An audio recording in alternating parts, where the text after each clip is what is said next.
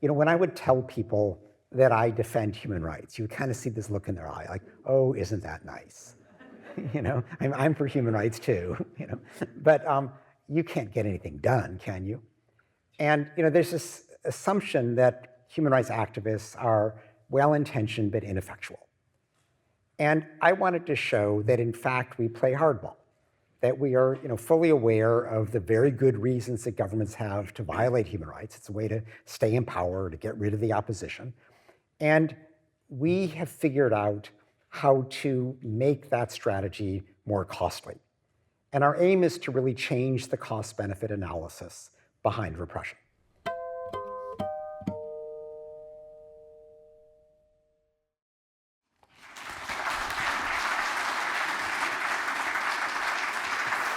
Let me just say, it's such a pleasure to be here. I'm grateful to the Carr Center, to the Harvard Bookstore, and the Cambridge Public Library for hosting this, and thank you all for joining us this evening. And Matthias, I look forward to chatting. Yeah, excellent. So let's hear a little bit more about the story of the book. How did you get around to writing this? And what is, if everybody wanted to leave in 5 minutes, what is most urgent? Which I know they won't, but what is most urgently to be told about the book? I think my main motivation is that when I would tell people that I defend human rights, you would kind of see this look in their eye, like, oh, isn't that nice? I'm for human rights too, but you can't get anything done, can you? And there's this assumption that human rights activists are well-intentioned but ineffectual. And I wanted to show that, in fact, we play hardball, that we are fully aware of the very good reasons that governments have to violate human rights. It's a way to stay in power, to get rid of the opposition. And we have figured out how to make that strategy more costly. And our aim is to really change the cost-benefit analysis behind repression. And there are, it's not rocket science, but you have to sort of figure out the angle in any given case. As Matthias said, it almost always begins with a very careful on-the-ground investigation. And a big part of the Human Rights Watch staff are people we call researchers who are lawyers and journalists and academics, but they are living in a repressive country or nearby. They do detailed on-the-ground investigations, document what a government is doing, and we then publish their findings. And that is powerful because in today's world, everybody pretends to respect human rights as a basic matter of their legitimacy. It's a way of saying, I stand for the people, not just for themselves. Now, the reality is obviously much more complex. And so if we can spotlight the discrepancy between this haughty pretense and the ugly reality, that is embarrassing. It's shameful, it's delegitimizing. Governments hate it, they push back, they attack us, but ultimately they recognize that they're not going to get rid of the considerable bad press that we were able to generate without changing the bad conduct. And that, is a very powerful way to move them. The other thing that we do, which Matthias alluded to, is we will go to influential governments that purport to uphold human rights in their foreign policy. And we will ask them, could you use your diplomatic or economic clout on our behalf to press the target government to change? And here, we recognize that, every despot, every dictator, they always want something from the international community. And so, some of it's pretty straightforward. They want, arms sales, they want military aid, they want preferential trade benefits, they want no tariffs. But a lot of times it's a bit intangible. They want to be invited to some fancy summit so they can be photographed with respectable leaders and pretend that they're one too. Show the folks back home. So if we can get a government to say, you're not going to get this stuff until you improve your human rights record, that again changes the cost-benefit analysis. And then finally, as I describe in the book, and this is an option that has evolved over time, it was not there at the beginning when I started, but is an increasing option now, is we can get people prosecuted.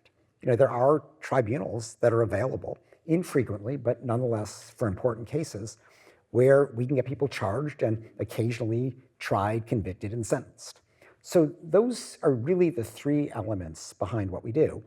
And what I describe in the book is it's not always obvious how you move a despot, but you can always figure out something. There is always an angle that will work. And I try to describe the sort of the thought processes, the strategies that we pursued. And I then talk about, well, it worked here, it didn't work there. These are the lessons we drew.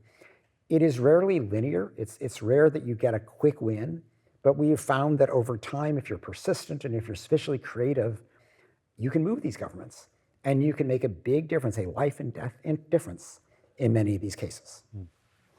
Actually, as you are talking about that, it reminded me, so Ken's predecessor at Human Rights Watch a long time ago was a man named Aryan Nair, who was one of the great founders of the organization also, who also wrote a book after he stepped down, about basically the history of the human rights movement and made this very strong historical claim that basically change, progress in the human rights domain has come from advocacy in the NGO domain, right? So it's actually these two books are really productively read together, right? Because he makes the point historically, and what you are doing, Ken. So this endorsement by Michael Ignatieff in here is actually very accurate, right? It's a master class on human rights advocacy, from America's most distinguished human rights leader. So really the mechanics of it, right? How one goes about that. Yeah. And Ari is right in that, human rights law was really, begun shortly after the Second World War. The Universal Declaration of Human Rights was 49.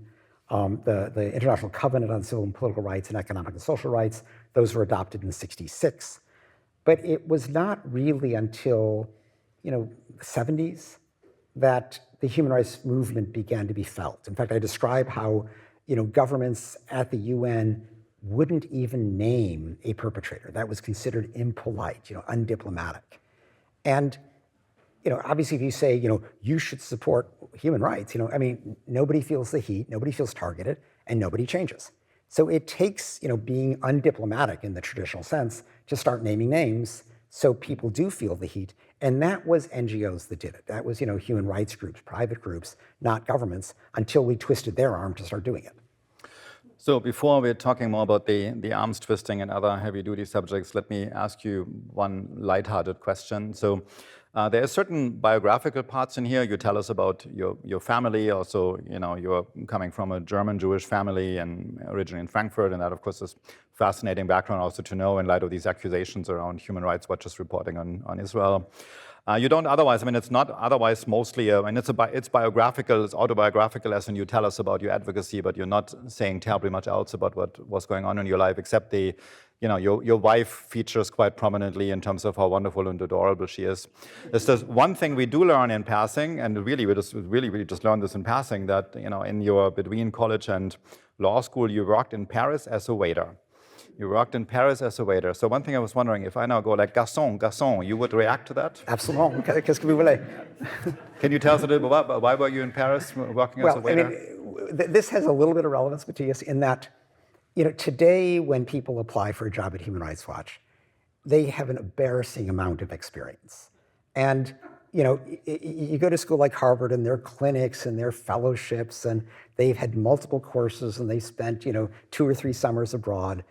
And I didn't have any of that.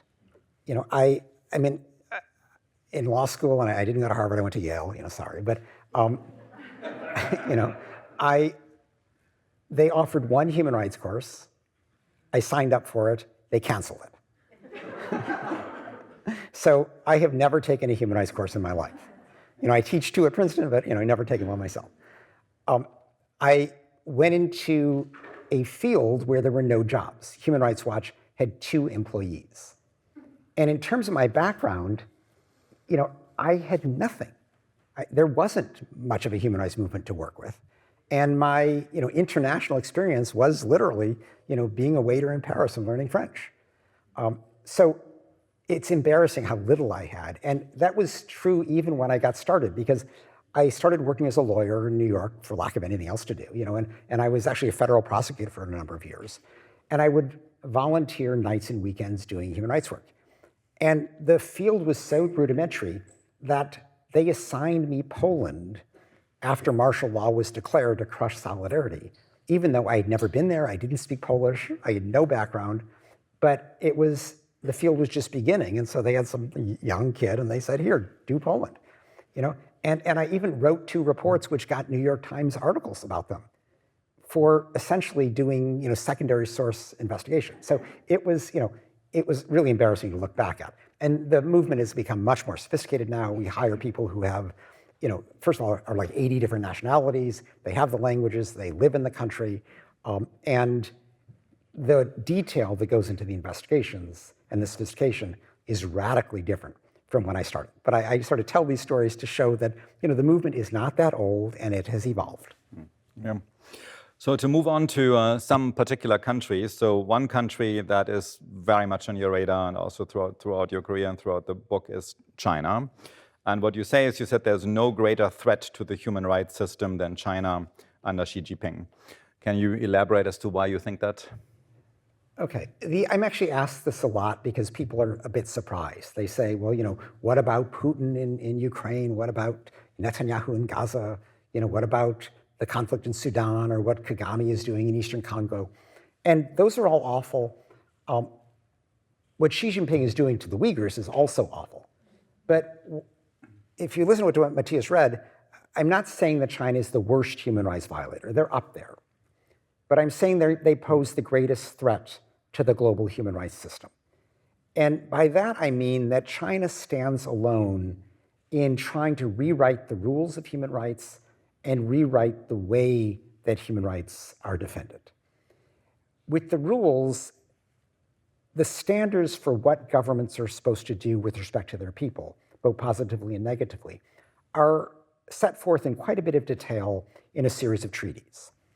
And what Xi Jinping would do is to rip them all up and substitute a very simplistic three-part test. He would say, one, are people happy? Which is a meaningless concept in a country like China where there is no independent polling. Two, is the government providing stability, which he interprets as just repressing, keeping the lid on things. And then three, this is really the most important one, is the economy growing? Is GDP per capita increasing? And, he passes that test, at least, so far.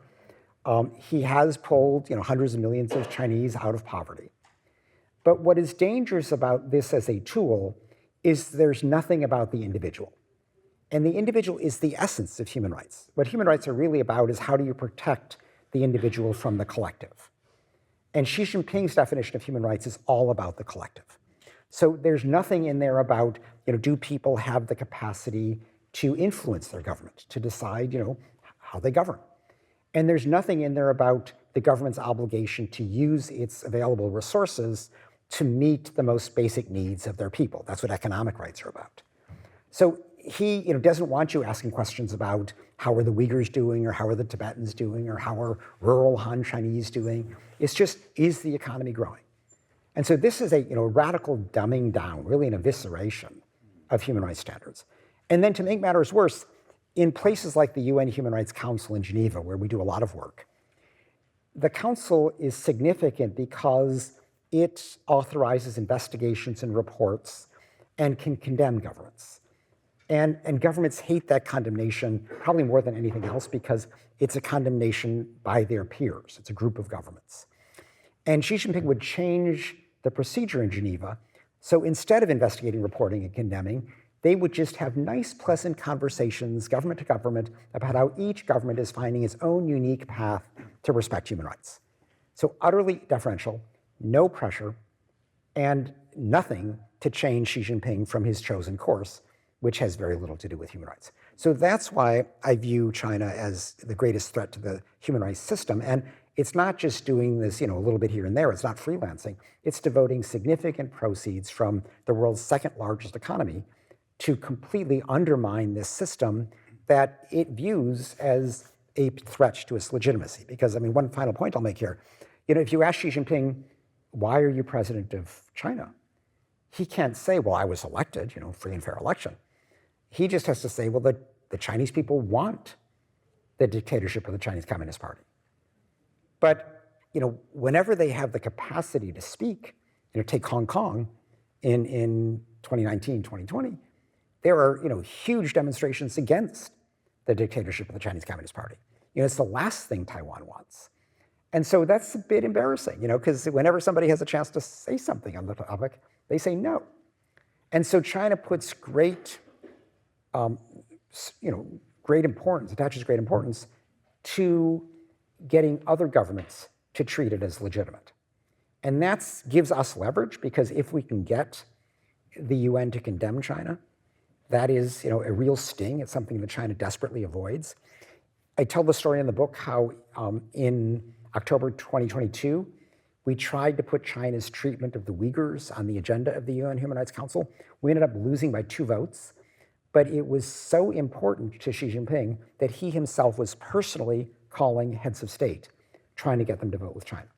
So that shows, that this strategy is a very important source of leverage. And we see, the reaction of the Chinese government at various times when they're feeling the heat too much. So on that one, let me play a little bit devil's advocate. So, if one looks back at the last 50 years of Chinese history, one could say, if you're looking for the most successful government in human history, China, since Deng Xiaoping, has a pretty good claim, right? It's clearly up there, and just in terms of sheer number of people it has lifted out of poverty. So it's a miraculous development. And so now you identify China as this big threat to human rights. So which way does this go? Is this bad news for human rights? Is this bad news for China? Is this a problem that they don't go together better, the economic progress and the human rights? Well, if you look at, the Chinese Communist Party's record, it's a mixed bag. Yes, it has made tremendous progress since the very low bar of the Cultural Revolution, which itself was a product of the Chinese Communist Party. We know that, autocratic, unaccountable governments, almost by their nature, serve themselves rather than the people. And Xi Jinping is proving not to be an exception. If you look at how he's attacking the tech sector because it was too independent. He prefers, state-led enterprises. He prefers private, government-directed investment over the consumer purchases that most people feel are needed to revive the economy. If you look at the enormous demographic problem that China faces today, which is itself an echo of the one-child policy that was imposed by the Chinese Communist Party, it's a mixed record. And even though there has been economic progress, China has yet to escape the middle-income trap. And there are very few autocratic states that have done that. Singapore is about the only exception. And what's interesting is that, impressive as the economic progress has been of China, if you look at the 2 parts of China that have not been burdened by an autocracy, Hong Kong and Taiwan, they have both advanced much further. They have broken out of the middle-income trap, and mainland China has not. So, I think you have to give them some credit, but let's not overdo it. And indeed, the biggest impediment may well be the method of governance today, the utter disrespect for human rights. Okay, let's turn to another country that has been much on your mind, namely Israel. And one thing to ask about there is one interesting claim that you make about the particular kind of troll that you are getting that comes after you. So, a particular kind of troll for a human rights person are those who basically think their favorite country can do no wrong, right? And there is a particular group of that kind of troll vis-a-vis Israel, and you say this group is by far the worst. Can you elaborate on that a little bit? Why that particular group? What does this mean, first of all, and then why do you think that is? These kind of trolls who essentially, it's not just that their country can do no wrong, but it's that no critic can be right. And so if you criticize their favorite country, you, by definition, have to be attacked. And you see some of this, with, say, Rwanda, with the Saudis. It comes up periodically. There is nothing like the community that defends Israel. And so you just know that if you put out a critical report on Israel, if you publish a critical article, you will be attacked. And that's just kind of life. You just have to put up with it. It's not, it doesn't even do any good to try to, modulate your criticism or to have a little bit less criticism, because what they want is no criticism. And so, the way I dealt with this is, at first, I worried because I thought they very deliberately went after our donors, and, they try to take the organization down. But I learned, first of all, that the people who supported Human Rights Watch didn't have an Israel exception in their support. They wanted us to fairly apply the principles. And so I, beginning early in my term as director, I began reviewing everything that Human Rights Watch put out on Israel and Palestine, which I didn't do with any other country. I mean, I reviewed a lot of other reports, but I did it for everything in Israel-Palestine because I knew I would have to defend it. I knew I would be attacked. And I didn't want to have to say, oh, I would have written that differently. I wanted to completely be able to stand behind it. And that worked, and I mean, sometimes I would tighten it, sometimes I would question, but I knew that when we put something out, it was factually solid, it was principled, it was applying the same rules that we apply every place else. Let them attack us. And it, in the end, it just didn't work because it became so clear that the attacks were just about defending Israel regardless of what it did, that the critics lost credibility. And in the end, it really wasn't a problem for us. You learn to live with it. What do you say to that particular criticism of Human Rights Watch's work that says that you are disproportionately focused on Israel? Yeah, I mean, people don't really say that about us because you just look at the website and you see quickly that that's not true. Where they do say it is about the UN. And there is an element of truth there. The UN Security Council doesn't address Israel as a rule because the US vetoes that. And the UN General Assembly, does some, but that's not where most human rights work happens. But where this really comes up is with respect to the UN Human Rights Council in Geneva. And if you look at just the number of resolutions, they have a point. And they also have a point because Israel-Palestine is the only situation to have its own agenda item. Other countries come up under, broad agenda items.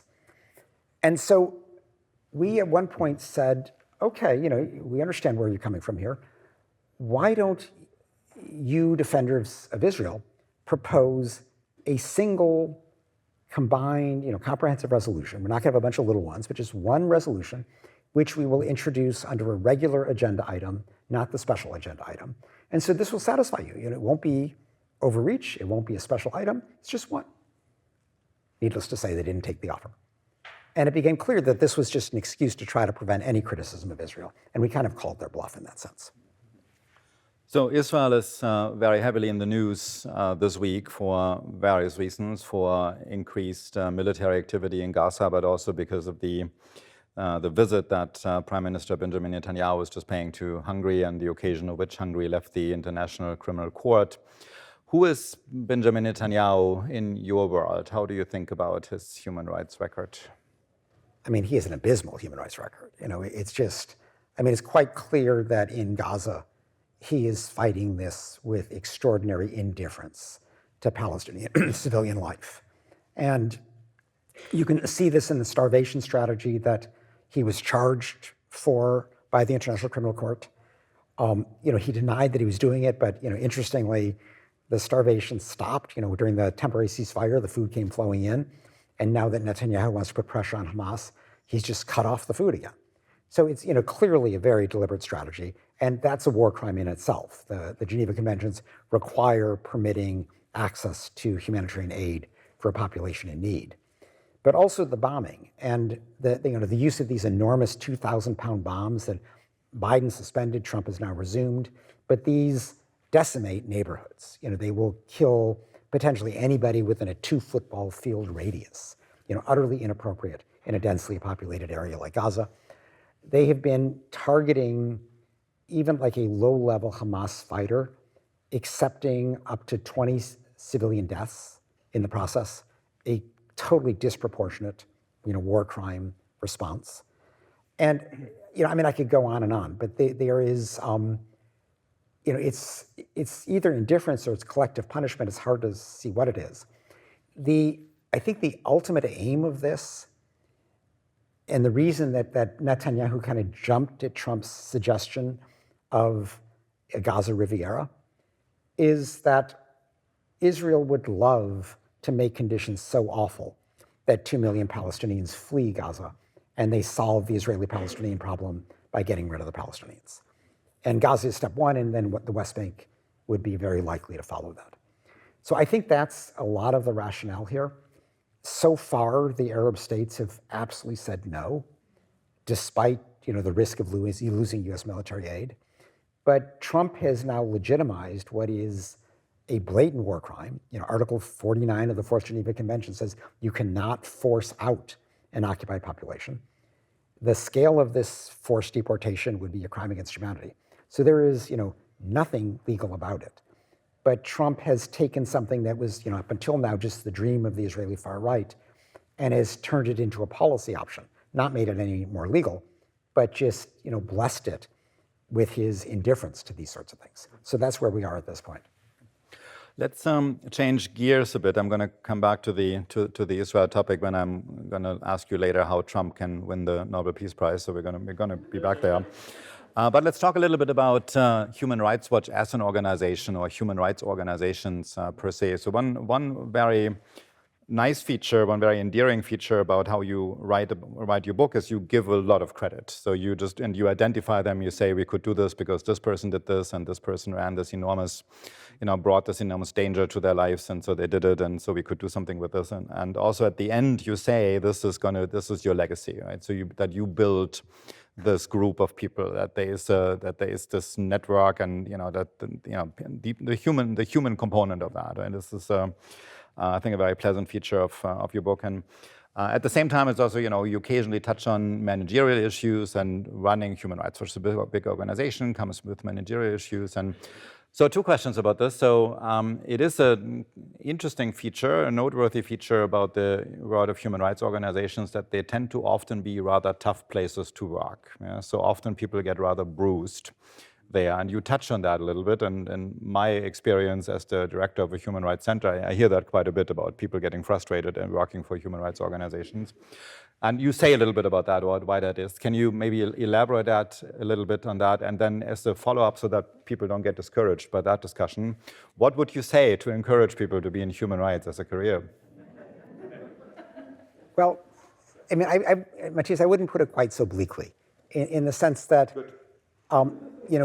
we were fortunate in that people really wanted to work for us. We would have an opening and we would have 500 applications. So we were able to pick superb people. And I, early on tried to get kind of the smartest, most driven, most dedicated people I could. And then, you speak, about management. My main management style was to give them ownership, to try to maximize the decisions that they take and minimize the decisions that I take. And that involved, letting them largely set their agenda in terms of what they're researching, putting them in front of the media as much as possible, letting them have as many of the government meetings as possible. And obviously I get pulled in for certain things, but I didn't want that. I wanted everybody to have ownership, because I wanted them to wake up in the morning and not wait for me to call them, but to figure out on their own how they were going to advance their agenda. And this is, it's very empowering. The typical researcher is maybe, 30, 35, and they have, enormous responsibility. They have a visibility. They can make a big difference. And while, as I mentioned at the outset, you don't necessarily get quick wins. And so you don't go into this and think, oh, I'm going to, put out my report and it'll all be better tomorrow. It often takes a while for the pressure to be felt. But the pressure succeeds often enough that it's super fulfilling. And people, really like it. Now, it is a high pressure place, because everybody feels that there's so much more they could be doing than they, have time for. And once you get going, you're getting, calls and emails from people in the fields who are facing persecution, who want your help. And so it's demanding, but it's also super fulfilling, and people tend to stay. So and that's how I, lasted for 3 decades, because, I didn't have a lot of free time. I talk about the difficulties of work-life balance when you're, running a global organization, but it's super fulfilling because you see how much of a difference you make. And those wins are what keep you going. Okay. One other organization you have quite a lot to say about is the United Nations. Obviously, it's a major point of reference for your organization. Also, just you can walk over, right, from the Empire State Building to the UN headquarters. You are passing harsh judgments on a lot of people at the top level, the secretary generals and the even and especially really the UN High Commissioner. So there's some that you like more than others. So Mary Robinson, you hold in very high regard, and Zaid al-Rad, you hold in very high regard. But there's more people you do not hold in very high regard than those that you do, and you know, there's the occasional. Not everything about Antonio Guterres is bad, let's put it like that, but most of it seems to be in your mind. So question from your point of view, why is this the case? Why is this so hard for the UN to implement very strong leaders there and in the office of the Secretary General? Well, when we discuss the United Nations, it's actually useful to think of the United Nations in two parts. So one part is, Matthias, what you're asking about, which are the individuals who run different parts of the UN. The other part, which actually gets most of the press, is the UN as a conference room, where the UN just leases out a room and the governments show up and the governments vote. And the UN actually has no responsibility for the governmental votes. But that's, the Security Council, the General Assembly, the Human Rights Council, that's where a lot of the focus is. But with the individuals, so much depends on their integrity, their courage, their principles. And so, at the Secretary General level, I'm super complimentary of Kofi Annan, who I think was a wonderful man, very principled, made great advances. Even Ban Ki-moon, which, who sometimes gets derided as being, totally uncharismatic and somewhat shy and awkward. But he came around and did, some quite important things, actually standing up in particular for LGBT rights, which for him as a South Korean, coming from a very conservative society, was a big deal. Where I don't have a lot of patience is for Antonio Guterres, and I also don't have a lot of patience for the current UN High Commissioner for Human Rights, Volker Turk. And I go into quite a bit of detail in the book, in particular on their stance on the Uyghurs. So both of them actually are decent about standing up for, victims in human rights situations where you already have a pariah government. So they will criticize what Russia does in Ukraine. They will criticize what Israel does in Gaza because it's easy. Everybody's doing that. But when it comes to China, they not only refuse to condemn China's detention of 1 million out of 11 million Uyghurs to force them to abandon their religion, their culture, their language, they actually sabotage it in the case of Guterres. And so I tell the story about how when we were trying to put Xinjiang, the northwestern province where the Uyghurs live, when we were trying to put that on the agenda of the UN Human Rights Council, a prerequisite was that we needed a major UN report. And so we went to Michelle Bachelet, who was the UN High Commissioner for Human Rights at the time, the former Chilean president, and persuaded her to investigate and write a report. She was a little reluctant, but she did 13 minutes before her tenure ended. So she, got it out there, and it was a strong report. It found possible crimes against humanity. But Guterres' response, rather than say, oh my goodness, these are terrible things that you've described, he basically disowned the report. He said, oh, she's an independent figure. I encourage you to read the Chinese government's response. We're trying to, we hope China will remain a good partner with the UN. And this was, all about keeping the Chinese money coming in and avoiding Xi Jinping becoming an enemy. Volker Turk, who used to be a senior Guterres aide, has been in his office for 2.5 years and has never managed to condemn what Beijing is doing to the Uyghurs. Indeed, there's something at the Human Rights Council called Universal Periodic Review, which basically every country has to, once a year for one day, show up and answer questions. And the day that China had to show up in Geneva to answer questions, Volker Turk was so terrified that the media might ask him a question about China, that was the day that he had to attend an urgent meeting in Liechtenstein. And, I have been doing this work for, 35 years. I somehow have never had occasion to make it to Liechtenstein. But he had to do it on the China Day. And it just shows, how this guy, on the worst abuse by the government, as we discussed, that poses the greatest threat to the global human rights system, he is utterly AWOL. And that's why I'm critical of it. It does seem like a fair guess that on any given day, Liechtenstein would be, in terms of absolute numbers of virtual meetings, not high up in the list. Yes. So my last question now is about the Nobel Peace Prize, and let me just kind of remind you why that's not just a curiosity to ask about. This is actually quite symptomatic of how human rights operates and how Ken operates, because one thing they don't do, they don't drown in doom and gloom, right? So they do the research and then they're thinking about what can we do to make things better for people. They're looking for this angle. They're looking, how can we put pressure? How can we offer something?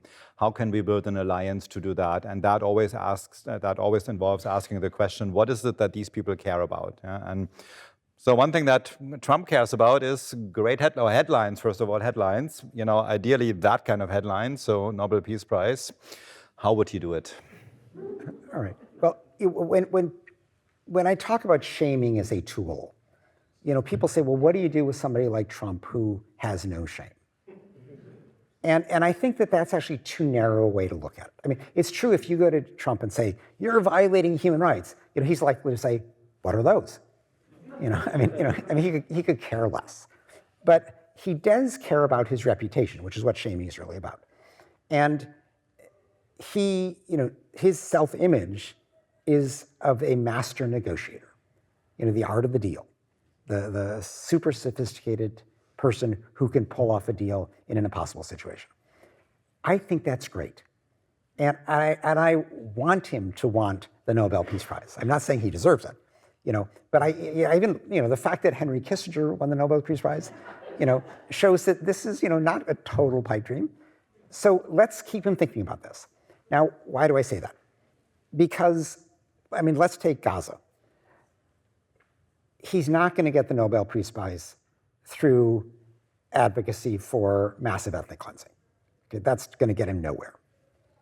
So there are, three other options on the table.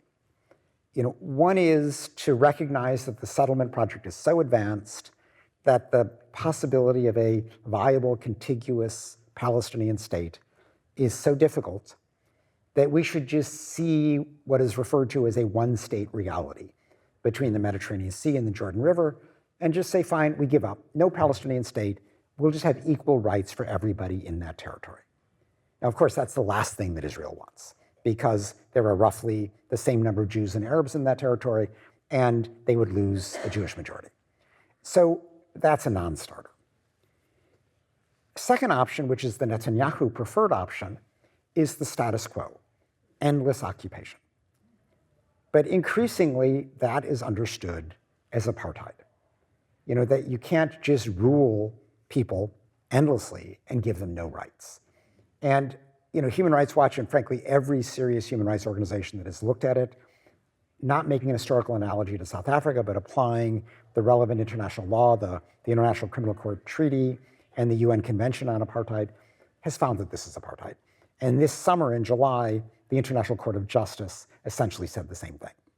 So even though that's Netanyahu's preferred option, it's not a sustainable long-term strategy. It will always be the source of opposition. And so what does that leave? It leaves the two-state solution. A Palestinian state and an Israeli state living in peace side by side. Now, Netanyahu has devoted his career to avoiding that. Trump, at this stage, is green-lighting anything Netanyahu wants. But if I were Netanyahu, I would not trust Trump to always have my back. Because if there's one thing we know about Trump, it's that he doesn't stand for anything other than himself. And if he wants this Nobel Peace Prize, it's not going to happen through endless apartheid. It's going to happen by arm-twisting Netanyahu into accepting the two-state solution to get his grand, Middle East deal with Saudi normalization, which the Saudi crown prince has said is premised on a Palestinian state.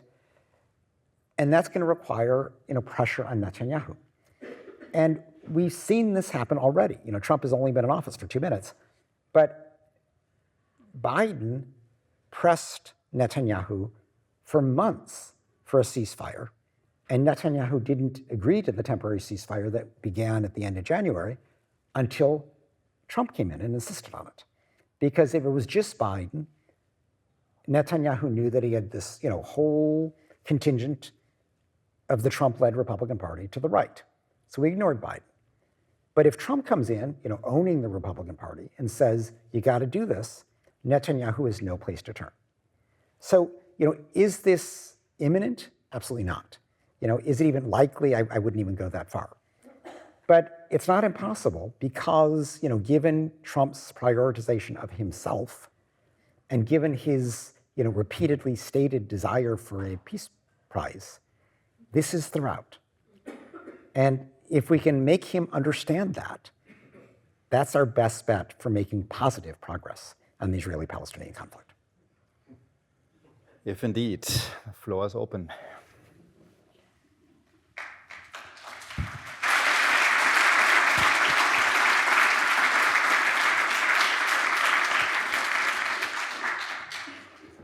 Thank you.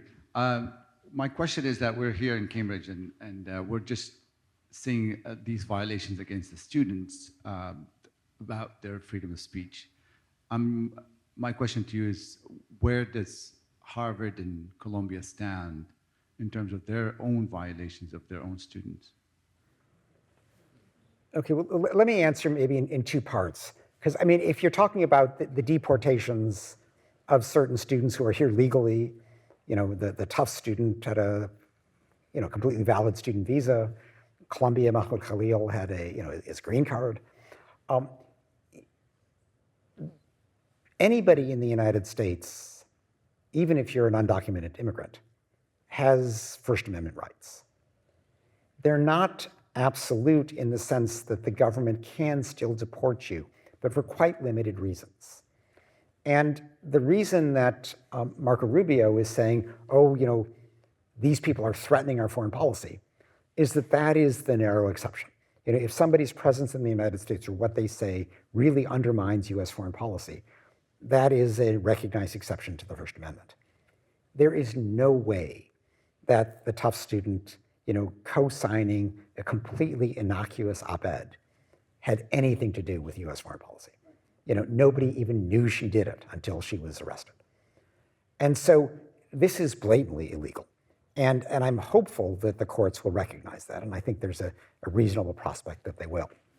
Now, the other issue, obviously, is that Trump has waged war on the universities.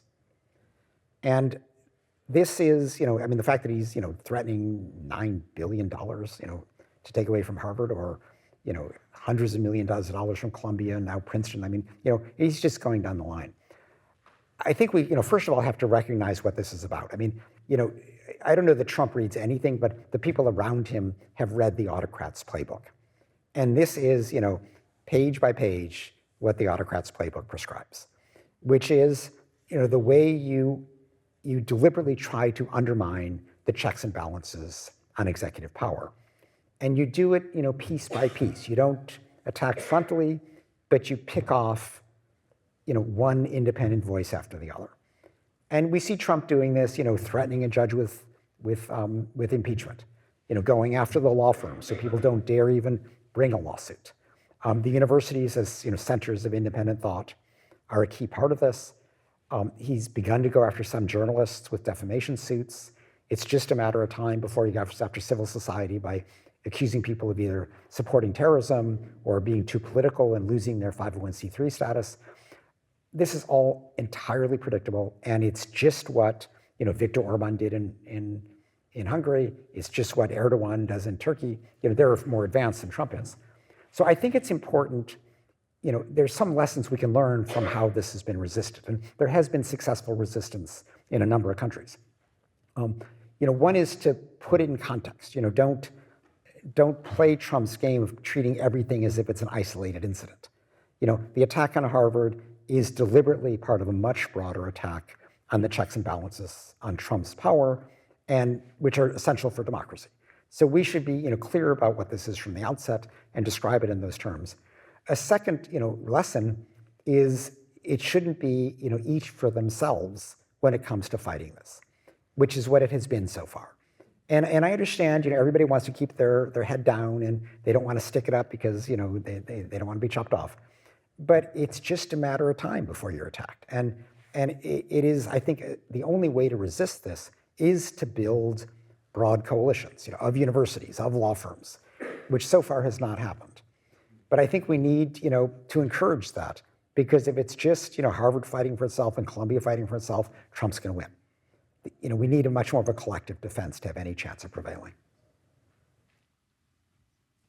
Thanks for being here. And this is a follow-up of the last question. And I think that the taking away of your fellowship at the Kennedy School was just a canary in the coal mine, because now Harvard, in this last week, has fired the two directors in the Middle Eastern Studies Department. They've closed down the Divinity School operation in Palestine. And so I'm just anticipatory obedience, that they're obeying before it happens to protect their money, which is fruitless. And who is making the call? Is it Garber, or is it the board of directors, unaccountable board of directors of these universities? Yeah, I mean, your second question, I have no idea. I mean, Matthias would have a better sense of that. I'm not a Harvard expert. My situation, certainly was a harbinger of what was to come. And I actually think that, if I had encountered my situation a year later, post October 7th, it may have come out differently. But they, it was actually crazy that Elmendorf, the prior dean, vetoed my fellowship. Because, he did it because I was supposed to be biased against Israel. And if he just looked at our work, he would realize that that's not the case. I think he was reading the trolls. But second, the idea that, he denied having spoken to donors. So let's take him at his word. He said he spoke to people who mattered to him, which I suspect was the development department at the Harvard Kennedy School, But, this presumption that donors would have cared that I was appointed as a senior fellow, which, may sound impressive, but really, it's an unpaid, position with vaguely defined responsibilities, and you sort of do what you can. But I don't think anybody would have noticed. And I think Elmendorf was frankly a bit at sea. I don't think he anticipated that there would be a reaction. But when after we went through the whole thing, and it was 2 intense weeks.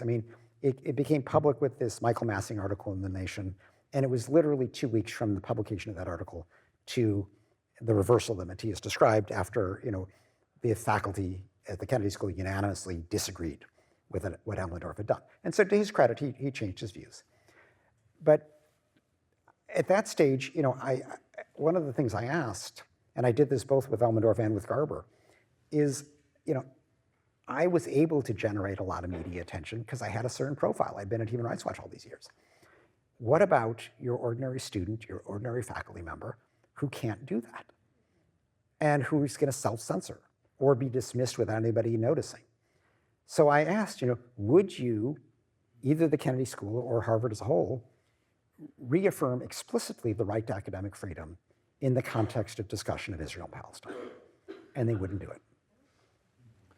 So there's a question all the way in the back. There was a hand up there, but as the mic goes there, let me also say a couple of things on what you just said on the question about Harvard. So Ken, as you know, I keep saying this, there is, as far as I've seen, there's no conclusive reason to think that this was about donors. That came up because, as you say, there was this article that somebody wrote who was interested in donors, and then your story was kind of folded into this. So from my point of view, there's no reason to think that it was donors. Who makes the decisions? It's the president, right? So Alan Garber, and I can tell you we're all anxiously awaiting how this is going to continue. So there was an initial message that came out right away when this horrendous number came, 9 billion. And one thing to understand about this number, 9 billion, right? So it took me a while to figure out what this was about, because this is way more than Harvard's annual operating budget, which is somewhere between 6 and 7, right? So how does it come to 9 billion? Well, it comes to 9 billion because it's all the medical framework, all the hospitals, right? So Harvard is, deeply integrated into the medical world in Massachusetts, right? That's why, by the way, for Princeton, who is they're much more courageous than Princeton, but Princeton doesn't have a medical school. Princeton is not deeply embedded into the New Jersey healthcare system the way Harvard is in Massachusetts. That's how we come to these 9 billion. So it's very alarming, and a lot of people like me, we were disappointed by this message, and we are now eagerly awaiting, because this was Alan Garber just writing, and it's not the usual, what they normally do when they have a policy everybody signs. So the next week, I mean, we're waiting for a demand letter. It's not really quite clear what they actually want, and so, but the next week or two will be quite critical. Yes, in the back there. Thank you. So I'm really interested in the part that you talk about China. China is actually one of the biggest donators for UNHCR, and that's the main reason why UN is very, fearful or whatever of China. But it's not just the UN, like the US is actually acting the same way. So I'm from Thailand, and if you know, the Uyghurs got sent back to China from Thailand not too long ago. And the world like condemned us. The world was like, oh, Thailand, you're horrible. Like Marco Rubio sent us a letter and be like, I can't believe you did this, you're horrible. Like the UK, like the EU, whatever. But I mean, Thailand's a small country. Like we don't really want to deal with China, okay? And China is right above us. And like, it's like these other Western countries, they are like, oh, Thailand is horrible, but they're not gonna talk about China because like no one really wanna be like, in direct conflict with China. So like, how would, like, I don't know, like how would this be like addressed? Yeah. Now, let me, I understand. First, just for those who don't understand, what you're describing is a couple of weeks ago, Thailand had detained for a long time 40 Uyghurs who were seeking asylum, and suddenly sent them back to Xinjiang, where they're very likely to face detention, possibly torture, not nice treatment. And Thailand was widely condemned, including, as you note, by Marco Rubio, which that in itself is interesting because, Trump in his last term had told Xi Jinping, you're doing exactly the right thing with the Uyghurs, which just shows Trump's indifference to human rights. I mean, this is a time when, 1 million were being detained. But Marco Rubio, who has been a strong defender of the Uyghurs, he actually was a principal sponsor of something known as the Uyghur Forced Labor Protection Act, which presumptively bars any imports from Xinjiang because of the pervasive use of Uyghur forced labor. He's a decent guy when it comes to China and the Uyghurs. And it shows that, on something where Trump isn't noticing, the State Department still has a little discretion to do the right thing. This is one of the rare pro-human rights steps that the Trump administration has taken, but it happens every once in a while. But your point about, what is Thailand supposed to do given China's economic influence? I'll tell a story that I tell in the book, which is that Imran Khan, the former cricket star who became Pakistani prime minister, was visiting in New York a few years ago for the UN General Assembly. And so I met with him, and he was trying to promote attention to Kashmir, which was a good thing to do. And I said, great that you're doing this, but why not the Uyghurs? The Uyghurs are actually in a much worse shape. They're Muslim too. Why not focus on them? And he was very candid. He said, China owns us. They have invested so much, they're giving so much money to Pakistan, we can't possibly say no to China. And that is the case for a number of governments that have become very dependent on China. Now, China's aid is diminishing. The Belt and Road Initiative, the $1 trillion infrastructure investment program, is diminishing because China's running out of money these days. Their economy's in trouble. So the money flowing is going to be less, but obviously still Chinese private investors are substantial, and they can be turned on and off by Beijing. So if the Chinese government wants to, retaliate against Australia because they had the audacity to ask for an independent investigation into, the origins of COVID-19, suddenly, entire Australian businesses are cut off. So that's the risk. And that is, why Thailand felt economic pressure from China. I think we have to, recognize that that is the reality.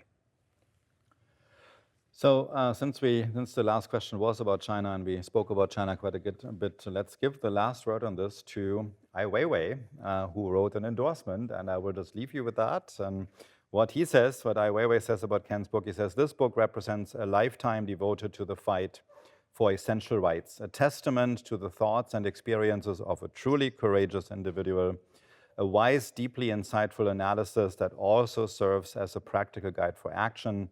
This book is vibrant, passionate, and a life with purpose. Ken, thanks for writing it, and thanks for living that life. Thank you.